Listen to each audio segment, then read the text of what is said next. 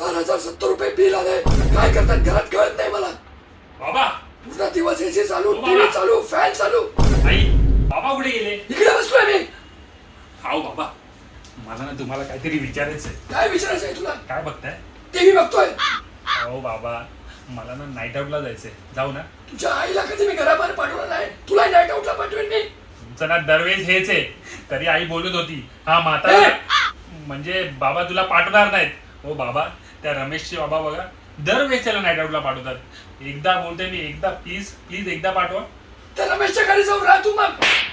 अहो बाबा, त्या दिवशी आईला बरं नव्हतं तेव्हा तुम्ही बरोबर नाईट आउटला गेले. हा, प्रत्येक वेळी नाईट आउटला जाता. आम्ही काय बोलतो तुम्हाला?